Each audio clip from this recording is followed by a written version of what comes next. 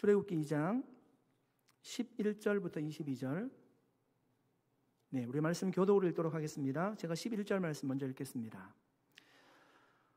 모세가 장성한 후에 한 번은 자기 형제들에게 나가서 그들이 고되게 노동하는 것을 보더니 어떤 애굽 사람이 한 히브리 사람 곧 자기 형제를 치는 것을 본지라.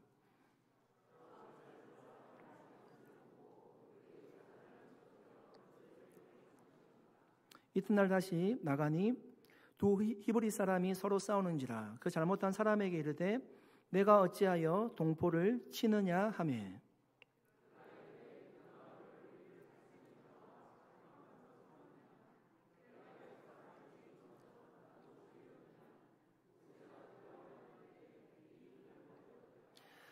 바로가 이 일을 듣고 모세를 죽이고자 하여 찾는지라. 모세가 바로의 낯을 피하여 미디안 땅에 머물며 하루는 우물 곁에 앉았더라.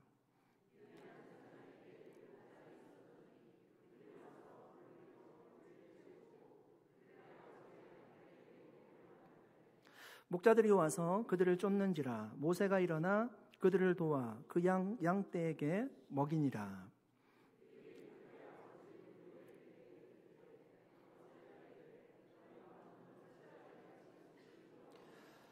그들이 이르되 한 애굽 사람이 우리를 목자들의 손에서 건져내고 우리를 위하여 물을 길어 양떼에게 먹였나이다.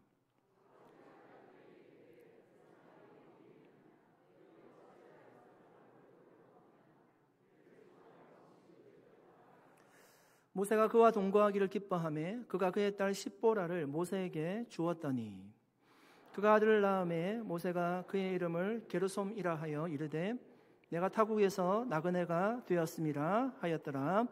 아멘. 잠시 기도하겠습니다. 하나님 아버지, 이 시간 말씀을 나눌 때 우리의 마음과 지성에 하나님의 기름 부으심이 있도록 역사하여 주시옵소서. 하나님께서 친히 말씀하여 주시옵소서. 감사드리며 예수님의 이름으로 기도드립니다. 아멘. 여러분은 예수님의 생애에 대해서 얼마나 많은 부분을 알고 계십니까? 우리가 예수님의 생애에 대해서 알고 있지만 사실 예수님의 생애에 대해서 제한적으로 우리는 알고 있습니다. 요셉이 마리아와 결혼해서 그 아들을 낳았다. 그것이 예수님이었다. 또 12살 때 예수님께서 유월절을 맞이하여서 예루살렘 성전에 올라가서 유대 랍비들과 대화한 내용, 그리고 30세 때쯤 예수님께서 공생의 사역을 시작할 때 그 전까지는 어떠한 내용도 성경에 기록되어 있지 않습니다. 여러분, 성경은 구원이라는 목적을 가지고 기록된 책이었기 때문에 예수님의 모든 생애에 대해서 말씀하고 있지는 않습니다. 그래서 요한 사도가 요한복음을 마치면서 이렇게 얘기했습니다. 요한복음 21장 25절 말씀입니다. 예수께서 행하신 일이 이 외에도 많으니 만일 낱낱이 기록된다면 이 세상이라도 이 기록된 책을 두기에 부족할 줄 아노라. 여러분, 예수님의 이야기만 그렇게 중요한 사건만 기록한 것이 아니라 오늘 사실 모세의 이야기도 중요 사건만 기록이 되어 있습니다. 우리가 지난주에 살펴보았던 오늘 첫 번째 문장인 11절에는요 이렇게 말씀을 시작하고 있죠. 모세가 장성한 후에 한 번은 자기 형제들에게 나가서 그들이 고되게 노동하는 것을 보더니 어떤 애굽 사람이 한 히브리 사람 곧 자기 형제를 치는 것을 본지라. 여러분, 우리가 지난주에 살펴보았던 모세는 갓난아기였습니다. 석 달쯤 된 갈대 상자에 담긴 갓난아기였습니다. 그런데 한 절이 딱 바뀌었는데요, 모세가 장성한 사람이 되었습니다. 그 중간에 그가 어떤 삶을 살아왔는지 성경은 침묵하고 있습니다. 여러분, 이스라엘 백성들에게 출애굽이라는 큰 구원에 관해서 스토리를 얘기할 때 그 모세의 인생은 그다지 중요하지 않았을 것입니다.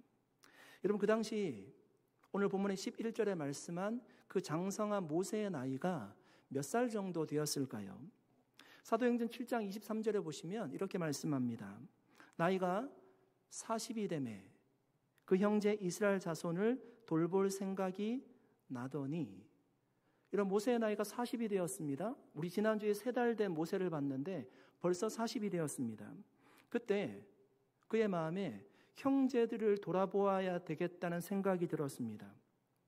여러분, 평생을 모세는 바로의 궁정에서 왕자로 살았습니다. 그런데 이런 모세의 생각에요, 애굽인들이 자신의 형제라고 생각하지 않고 히브리 민족을 자신의 형제라고 얘기하고 있습니다. 그때까지 모세는 자신이 히브리인이라는 정체성을 가지고 살아왔다는 얘기입니다.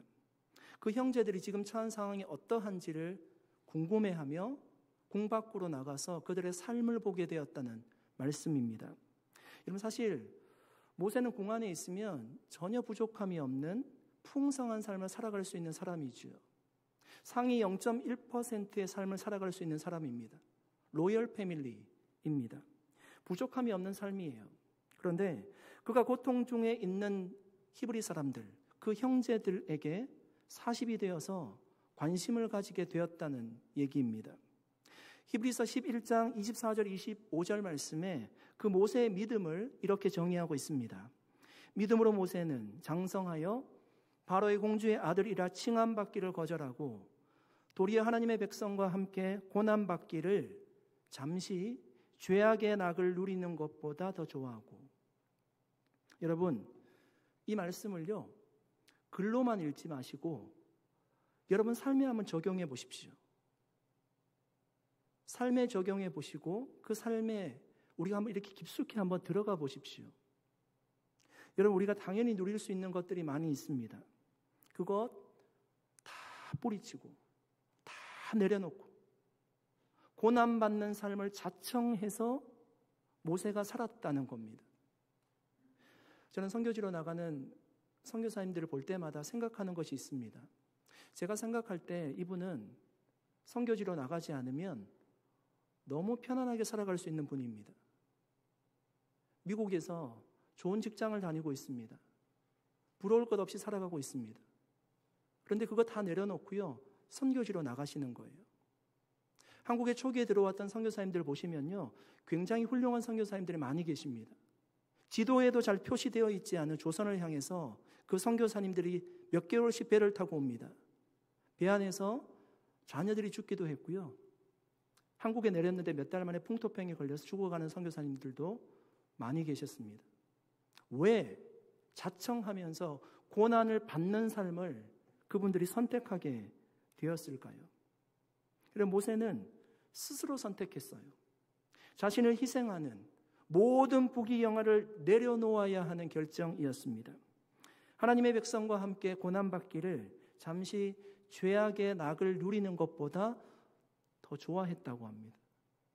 그러니까 고난받는 삶을요, 내가 억지로 선택하는 것이 아니라 고난받는 삶을 더 좋아했다고 합니다. 그러니까 한 단계 더 멀리 나간 거죠.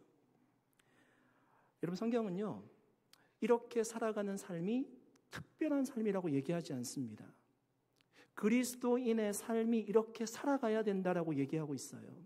이런 바울이 디모데에게 자신이 노년에 이렇게 교훈하고 있습니다. 디모데후서 2장 3절 말씀입니다. 너는 그리스도 예수의 좋은 병사로 나와 함께 고난을 받으라. 여러분, 바울이 당시 유대 최고의 랍비 학교를 나왔어요. 율법 학자입니다. 그는 로마 시민권을 가진 사람이었고 아주 평안한 삶이 보장된 사람이었습니다. 그런데 바울이 복음을 전하기 위해서 스스로 고난받는 삶을 선택했습니다. 엄청나게 고난을 많이 받았어요. 감옥에 들어가기도 하고 죽도록 맞기도 하고 잠을 자지 못하기도 하고 배가 파손되기도 하고 인간이 겪을 수 있는 모든 고난을 다 받아야만 했습니다. 그렇게 살아온 바울이 노년에 디모데에게 지금 이렇게 얘기하는 겁니다. 너도 나와 함께 고난을 받으라. 여러분, 이것이 축복의 말씀입니까? 아니면 저주의 말씀입니까? 그리스도의 좋은 병사는 반드시 고난이 따른다는 겁니다. 바울이 얘기하고 있어요. 제가 얘기하는 게 아니라 하나님의 말씀이죠. 그리스도의 좋은 병사에게는 고난이 반드시 따른다는 겁니다. 여러분, 예수님도 말씀하셨습니다. 너희가 내 이름으로 말미암아 모든 사람에게 미움을 받을 것이라. 예수님을 따르는데요, 미움을 받는데요. 예수님이 자신을 따르는 제자들에게 말씀합니다. 너희가 나를 따라오려거든 자기 십자가를 지고 자기를 부인하고 나를 쫓으라고 얘기합니다. 무슨 얘기입니까? 나를 따르면 미움을 받기도 하고 욕을 먹기도 하고 고난이 따르는 삶이 기다리고 있다는 겁니다. 그거 각오하고 나를 쫓으라고 얘기하는 겁니다. 예수님이 우리가 자신을 따라오다가 여러분 당황하지 않도록 미리 예방주사를 주시는 겁니다. 이 메시지가 여러분 어떻게 들리십니까? 축복의 말씀으로 들리십니까? 아니면 약간 부담이 되십니까? 여러분 그럼에도 불구하고 그리스도인의 삶이 풍성한 삶이요 참된 평안이 있는 삶이라고 우리가 찬양하고 노래할 수 있는 것은 하나님이 우리와 함께 하시기 때문입니다. 고난 가운데 있을지라도 넉넉하게 이길 힘을 하나님이 우리에게 주시기 때문입니다. 그래서 우리에게 기쁨과 평안이 있는 것입니다. 고난 가운데 좌절하지 않을 수 있는 겁니다. 예수님께서 그래서 여러분 제자들에게 사람들이 너희를 미워할 것이라 그렇게만 말씀하지 않고요. 이 말씀을 마칠 때 이렇게 교훈하십니다. 여러분 같이 한번 읽어보실까요? 마태복음 10장 22절 말씀입니다. 네, 보이시는 분들은 같이 한번 읽어주시면 감사하겠습니다. 또 너희가 내 이름으로 말미암아 모든 사람에게 미움을 받을 것이나 끝까지 견디는 자는 구원을 얻으리라. 아멘. 여러분 여기에 우리의 소망이 있어요. 예수님의 이름 때문에 미움을 받을 것이지만 어떻게 해요? 끝까지 견디는 자는 구원을 받으리라. 여러분 이 말씀 생각하면 고난 가운데도 우리가 믿음 지킬 수 있습니다. 어려움 가운데도 힘을 낼 수 있습니다. 결국 우리에게 주어지는 것이 무엇인가 하면 바로 구원이기 때문에 그렇습니다. 여러분 주님 위해서 때로는 힘든 삶을 살기도 하고 손해보는 삶을 살기도 하는 것 같지만 주님 위해서 우리가 살아가는 손해보는 삶은 결코 손해가 아니라는 것을 우리가 이 말씀 속에서 확인할 수 있습니다. 주님께서 구원의 풍성한 은혜를 반드시 우리에게 허락해 주실 것이기 때문입니다. 그러므로 여러분 지금 어떤 상황 가운데 한 분 한 분이 놓여 있을지 모르지만 여러분 그 현실 속에 우리가 파묻혀 살아가지 말고 현실만을 바라보지 말고 구원을 주시는, 구원을 베풀어 주시는, 구원의 은혜를 주시는 여러분 그 주님을 바라볼 수 있기를 예수님의 이름으로 간절히 축원드립니다. 여러분 제가 이번에 이미준 세미나 가서 한 선교사님을 만나게 되었습니다. 그분은 아마존 원주민 사역을 하시는 분입니다. 아마존의 바와나족이라는 원주민 사역을 하시는 분인데요. 그 부족이 100명 정도 되는 부족입니다. 그 부족과 살면서 그들의 언어로 성경을 번역하고 있어요. 그런데 여러분 그들은 언어가 없어요. 읽을 수 없고 글이 없어요. 다 문맹입니다.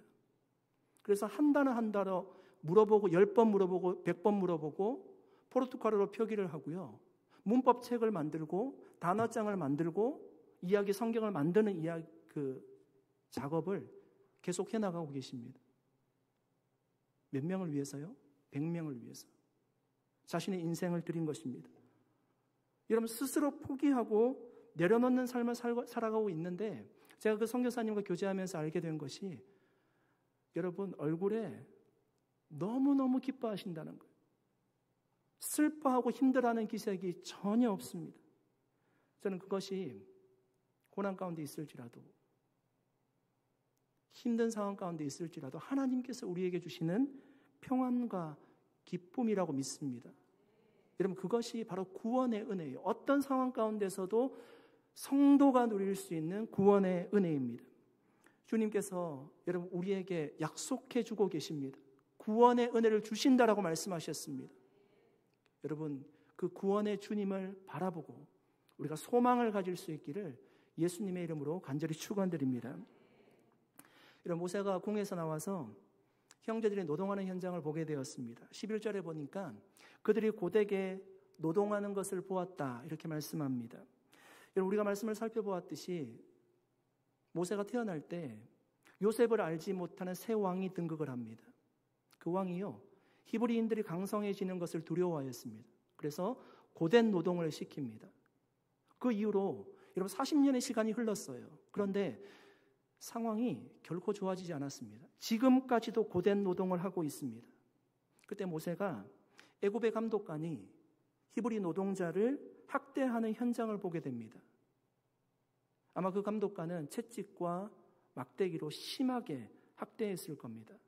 학대받은 그 히브리 노동자가 죽었는지 살았는지 우리는 알 수 없습니다. 그런데 모세가 그 현장을 보고요, 굉장히 분노하고 있습니다. 12절 말씀입니다. 좌우를 살펴 사람이 없음을 보고 그 애굽 사람을 쳐 죽여 모래 속에 감추니라. 이런 모세가 어떻게 하고 있죠? 좌우를 살펴보고 있어요. 좌우를. 왜 살펴봤을까요? 사람들이 없나? 그런데 그곳은 큰 공사를 하는 곳이었기 때문에 사람이 없을 리가 없겠죠. 아마 기다리다가 그 애굽의 감독관이 퇴근할 때 뒤따라갔을 것입니다. 아무도 보지 않을 때 그를 몰래 죽이고, 그 모든 주변이 모래밭이었기 때문에 사람의 손으로도 금방 모래를 팔 수 있었을 거예요. 그를 몰래 숨기게 됩니다. 아무도 보지 않았습니다. 여러분, 이 사건을 우리가 어떻게 이해할 수 있을까요? 모세가 여러분 고통당하는 형제를 불쌍히 보고 사랑하는 마음에서 이 일을 거행한 것은 사실입니다. 그러나 이것이 여러분 정당화될 수 있을까요? 이튿날 모세가 여러분 그 현장에 다시 찾아갑니다. 여러분 그런 이야기가 있잖아요. 범인은 다시 범죄 현장을 반드시 찾는다. 모세가 그곳을 찾았어요. 근데 이번에는 보니까 히브리 사람들끼리 싸우는 현장을 보게 됩니다. 이런 학자들은 여기서 히브리 사람들이 싸웠다는 얘기가 단순히 싸웠다고 보지 않고요, 한 명은 히브리 감독관이고 한 명은 히브리 노동자라고 얘기합니다. 똑같은 상황이에요. 사람만 바뀌었어요. 전날에 똑같은 상황이 자신의 눈앞에 펼쳐지는 겁니다.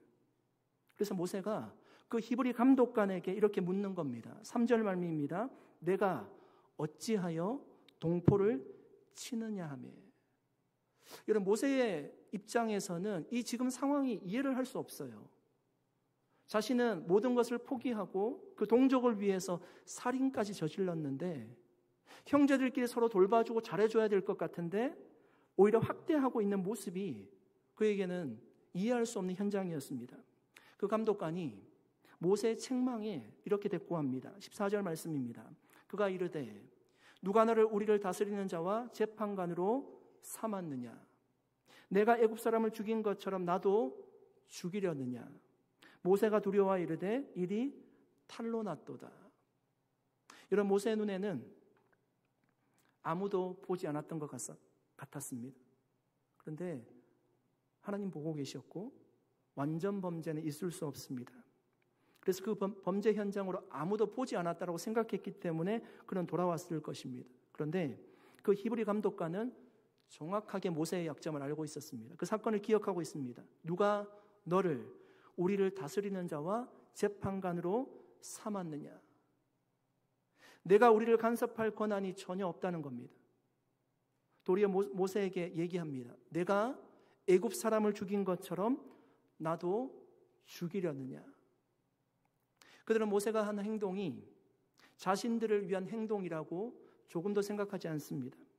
여러분 어쩌면 모세가 애굽의 왕자로 바로의 궁에 사는 모습이 그들에게는 부러웠을 것입니다. 좋지 않게 보였을 겁니다. 자신 혼자 부귀영화를 누리는 것처럼 그렇게 보였을 것입니다.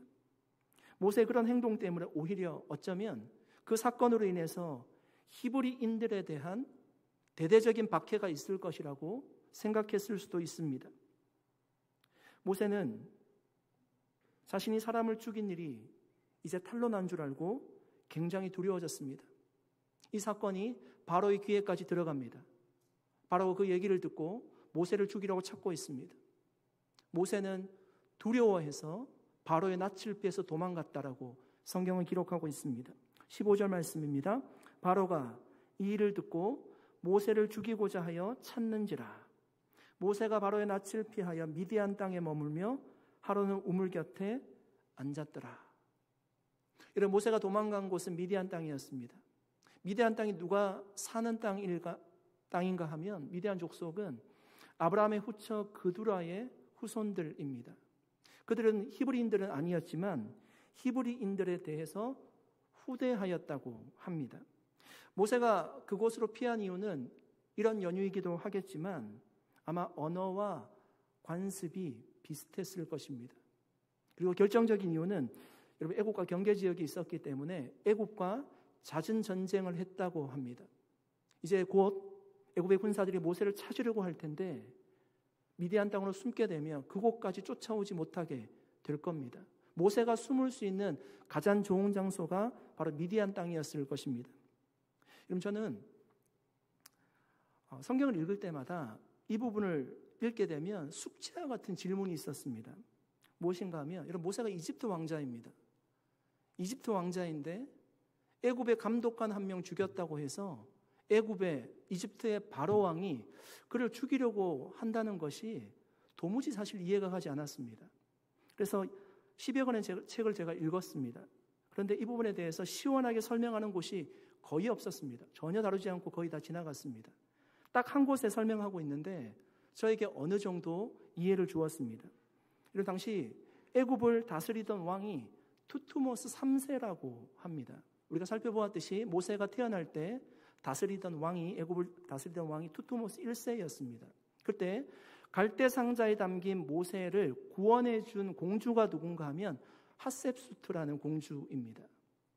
그런데 지금 이 당시에 실제적으로 권세를 가지고 있었던 사람이 핫셉수트 공주라고 합니다. 그 공주가 가장 사랑하는 사람이 누군가 하면 바로 모세였다는 겁니다. 그러니까 투투모스 3세가 생각할 때는 가장 먼저 처리해야 될 사람이 누군가 하면 공주가 가장 아끼고 있던 모세였다는 것입니다. 이제 동안도 그를 처리하고 싶었지만 제거하고 싶었지만 마땅한 명분이 없었어요. 이번에 가장 좋은 명분이 자신에게 찬스로 찾아온 것입니다.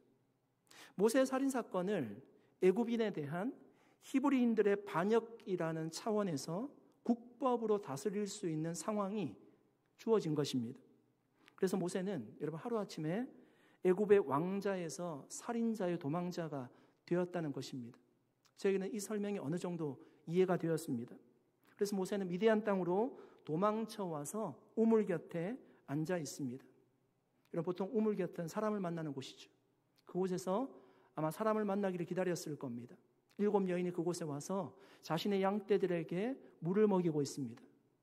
그런데 늦게 온 목자가 그 7 여인들을 다 쫓아내고 양들을 다 쫓아내고 자신의 양떼에게 물을 먹이는 겁니다.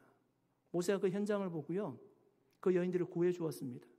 그리고 그 양떼들에게 물을 먹여 주었다고 합니다. 17절 말씀입니다. 목자들이 와서 그들을 쫓는지라 모세가 일어나 그들을 도와 그 양떼에게 먹이니라. 여러분 사막에서 우물을 판다고 하면 생각해 보십시오. 굉장히 우물을 깊게 파야 됩니다.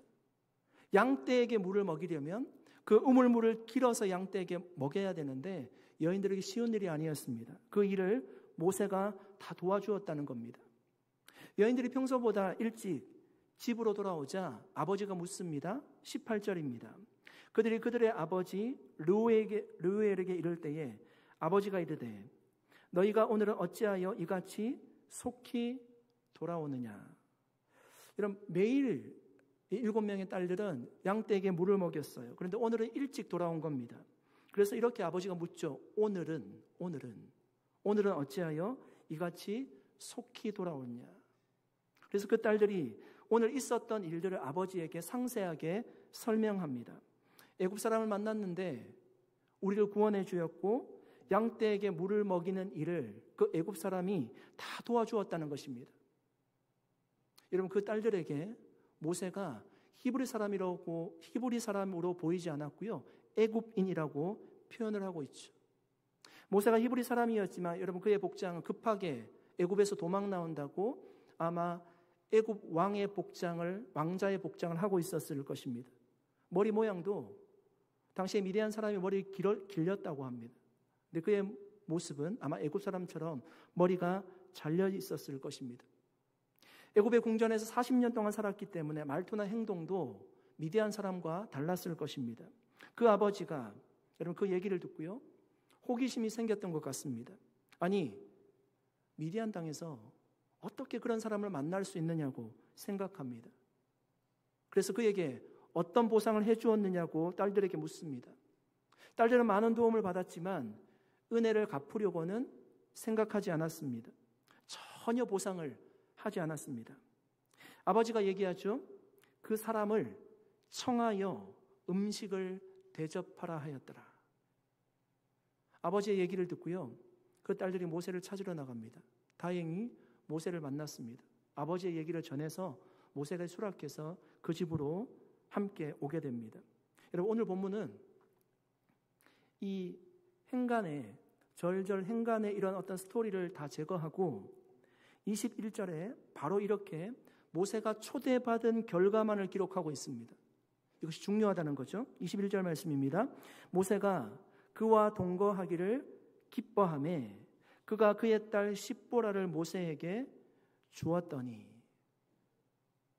그 가정에 와서 함께 살기로 작정을 하고 시간이 얼마 흘렀는지는 모르겠지만 그 아버지가 자신의 7달 중 맏딸인 십보라를 모세의 아내로 허락해 주었다는 것입니다. 여러분, 저는 오늘 본문의 스토리를 통해서 두 가지 깨닫게 되는 것이 있습니다. 첫 번째는 구원자로서의 모세의 모습을 이 본문에서 보게 됩니다. 여러분, 찾으셨습니까? 3번 나옵니다. 첫 번째는 애굽인 감독관과 히브리 사람이, 애굽인 감독관이 히브리 사람을 학대할 때 여러분, 모세가 구원자로서 등장을 하죠. 물론 그 방법은 선하지 못했습니다. 살인이라는 방법을 통해서 그를 구원하게 됩니다. 사도행전 7장 24절 25절에 그 행동을 이렇게 해석하고 있습니다. 한 사람이 원통한 일 당함을 보고 보호하여 압제받는 자를 위하여 원수를 갚아 애굽 사람을 쳐 죽이니라. 그는 그의 형제들이 하나님께서 자기의 손을 통하여 구원해 주시는 것을 깨달으리라고 생각하였으나 그들이 깨닫지 못하였더라. 여러분, 어떤 말씀인지 아시겠어요? 모세 생각에는요, 분명히 자신이 원수를 갚아주면 주위에 있는 많은 사람들이 하나님께서 자신을 보내서 이 사건을 해결해 준 구원자라고 알 것이라고 생각해서 그 일을 했다는 겁니다. 모세는 그러니까 자신의 행동을 구원자로서 그렇게 했다는 얘기죠. 두 번째는 히브리 감독관이 히브리인 이 노동자를 학대할 때 모세가 막아서서 중재하는 역할을 했습니다. 그것도 구원자의 역할이라고 할 수 있겠습니다. 세 번째는 미디안 목자들이 먼저 와서 양떼들에게 물을 먹이고 있는 여인들을 다 내쫓을 때, 그때 모세가 달려들어서 여인들을 구원해주고 양떼들에게 물을 먹인 사건, 그건 구원자로서의 모습이라고 할 수 있습니다. 여러분 보십시오. 모세는 하나님께서 이스라엘 백성들을 위해서 준비시킨 구원자였습니다. 그런데 당시의 사람들이 그 구원자를 알아보지 못했다는 것입니다. 40년이 미디안 광야에서 흐르고 난 뒤에 그제서야 모세를 인정하게 되고요, 함께 출애굽하게 됩니다. 여러분, 오늘날도 마찬가지입니다. 우리의 유일한 구원자는 바로 예수 그리스도인 줄 믿습니다. 여러분, 그 예수 그리스도를 발견하고 믿는 자는 누구나 구원을 받아 하나님의 자녀가 될 수 있습니다. 사랑하는 성도 여러분, 여러분은 그 예수 그리스도를 구원자로 만나셨습니까? 예수 그리스도를 구원자로 만나셨습니까? 어떤 분들은 이 질문이 약간 도전적으로 생각이 들 수도 있습니다. 아니, 내가 매주 교회 나오고 함께 예배드리고 내가 수십 년의 신앙생활을 했는데 내가 예수님을 구원자로 믿는가 질문이 어쩌면 그것이 맞나 이렇게 생각될 수도 있습니다. 그럼 제가 사역을 하면서 노인 아파트 같은 데 신방을 가서 어르신들과 얘기를 해보면요, 30년, 40년 신앙생활을 하셨는데 전혀 모르시는 분들이 계세요. 교회의 책임이기도 하겠죠. 구원의 확신도 없고 구원을 받을 수 있는 방법에 대해서도 알지 못합니다. 그런데 평생을 신앙생활을 해오셨습니다. 어떤 분은 이 진리를 믿기 위해서, 예수가 구원자라는 이 진리를 믿기 위해서 몸부림치지만 마지막까지 임종 때까지 그것을 고백하지 못하고 죽음을 맞이하는 분들을 뵌 적도 있습니다. 여러분, 예수를 그리스도요, 구원자로 고백할 수 있다는 것이 우리에게 얼마나 큰 은혜인 줄 모릅니다. 사랑하는 성도 여러분, 저와 여러분은 예수를 그리스도로 구원자로 고백하고 계십니까? 그 예수를 주로 구원자로 고백하는 믿음이 저와 여러분에게 충만히 임하시기를 예수님의 이름으로 간절히 축원드립니다. 여러분, 예수님을 구원자로 믿으면요, 우리가 낮은 자리에 처할지라도, 어려운 자리에 자청할지라도 그 마음의 평강과 은혜가 임하는 것입니다. 두 번째 깨닫게 되는 것은 모세는 평생을 자신이 히브리인이라는 정체성을 가지고 살았다는 겁니다. 22절 말씀입니다. 그가 아들을 낳으매 모세가 그의 이름을 게르솜이라 하여 이르되 내가 타국에서 나그네가 되었음이라 하였더라. 모세가 십보라와 결혼했어요. 미디안 사람 십보라와 결혼했습니다. 그리고 첫 번째 아들을 낳았습니다. 게르솜이라고 이름을 지었어요. 무슨 뜻인가 하면 내가 이방에서 나그네가 되었다는 것입니다. 이런 모세가 애굽의 왕조로 40년을 살았는데요, 자신을 애굽 사람이라고 얘기하지 않습니다. 히브리 사람들을 자신의 형제라고 얘기했고요, 미디안 여인과 결혼해서 살고 있는데 자신이 미디안 사람이라고 얘기하지 않고 자신이 나그네라고 얘기하고 있습니다. 그러니까 평생을 자신이 히브리인이라는 하나님의 백성이라는 정체성을 가지고 살았다는 것입니다. 여러분, 우리가 누군가와 처음 만나면 자기 자신을 소개하잖아요. 여러분은 여러분 자신을 어떻게 소개하고 계십니까? 저는 제가 만나는 모든 사람들이 거의 다 교회와 관련된 분들이기 때문에 저는 제 자신을 소개할 때 지금은 저는 산호세 온누리교회를 섬기는 조명재 목사입니다, 이렇게 소개합니다. 이런 그 한 줄에 저의 정체성이 들어있습니다. 저는 산호세 온누리교회를 위해 존재하는 사람입니다. 바울이 로마에 있는 성도들에게 편지를 보냅니다. 그는 자신의 정체성을 이렇게 얘기합니다. 로마서 1장 1절입니다. 예수 그리스도의 종 바울은 사도로 부르심을 받아 하나님의 복음을 위하여 택정함을 입었으니. 이런 바울이 자신의 존재를 어떻게 얘기하고 있습니까? 나는 그리스도의 종이라고 얘기하고 있습니다. 나는 예수님의 사도로 복음을 위해서 존재하는 사람이라고 자신의 정체성을 분명히 밝히고 있습니다. 여러분, 이처럼 우리의 정체성이라고 하는 것이 무엇을 보여주는가 하면 우리가 존재하는 이유를 말해주는 겁니다. 내가 왜 존재하고 있는가를 보여주는 것이 우리의 정체성입니다. 사랑하는 성도 여러분, 여러분의 존재 이유를 말해주는 여러분의 정체성은 무엇입니까? 여러분, 우리 산호세 온누리교회의 정체성은 무엇일까요? To become a life-giving church. 에스겔이 환상을 봅니다. 성전에서 물이 흘러나오는 환상을 보게 됩니다. 그 물이 닿는 곳마다 생명이 살아나는 겁니다. 죽은 바다, 사해 바다에 들어가더라도 그곳에 생명이 살아나는 겁니다. 여러분, 우리 산호세 온누리교회에 속한 한 사람 한 사람이 닿는 곳마다, 거하는 곳마다, 있는 곳마다 생명이 살아나는 역사가 펼쳐지는 것을 우리가 믿는 것입니다. 우리의 가정도, 우리의 직장도, 우리의 비즈니스에도, 우리의 커뮤니티에도, 세계 열방 가운데도 그런 역사가 펼쳐질 것을 우리는 믿습니다. 그것이 여러분, 우리 산호세 온누리교회의 정체성이에요. 우리 산호세 온누리교회가 존재하는 이유입니다. 사랑하는 성도 여러분, 우리 한 사람 한 사람이 여러분 산호세 온누리교회입니다. 이런 우리의 비전을 품고 우리가 생명을 살리는 교회로, 정말 하나님이 기뻐하시는 교회로 함께 세워져 갈 수 있기를 예수님의 이름으로 간절히 축원드립니다. 여러분, 한 가지 부탁드리고 싶은 것은 여러분 개인의 정체성을 한번 정의해 보시기를 바랍니다. 여러분, 저는 교회의 정체성과 개인의 정체성이 다르지 않다라고 생각합니다. 예수님이 우리에게 빛과 소금된 삶을 살라고 말씀하셨습니다. 예수님의 제자로 살라고 말씀하셨습니다.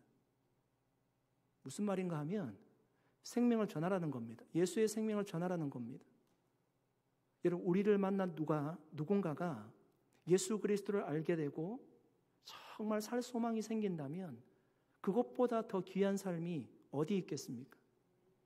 그렇게 우리의 삶을 통해서, 우리의 존재를 통해서 예수의 생명이 증거되는 그런 믿음의 삶을 살아갈 수 있기를 예수님의 이름으로 간절히 축원드립니다. 여러분, 그런 사람은요, 오늘 모세와 같이 낮은 데 자청할지라도, 고난받는 삶을 자청할지라도 그곳에 구원의 은혜가 풍성하게 임하는 것입니다. 저와 여러분이 그런 믿음 가운데 하나님 앞에 헌신된 삶을 살아갈 수 있기를 예수 그리스도의 이름으로 간절히 축원드립니다. 아멘. 우리 함께 기도하겠습니다. 살아계신 하나님, 감사합니다. 오늘도 하나님께서 주신 말씀을 나누었습니다. 하나님, 예수 그리스도의 생명을 증거하는 믿음의 삶을 살아가게 하여 주시고, 우리가 고난을 자청하는 삶을 살아갈지라도 그곳에 구원의 은혜가 임하는, 평강과 기쁨이 임하는 믿음의 삶을 살아갈 수 있도록 역사하여 주시옵소서. 감사드리옵고 예수님의 이름으로 기도드리옵나이다. 아멘. 우리 자리에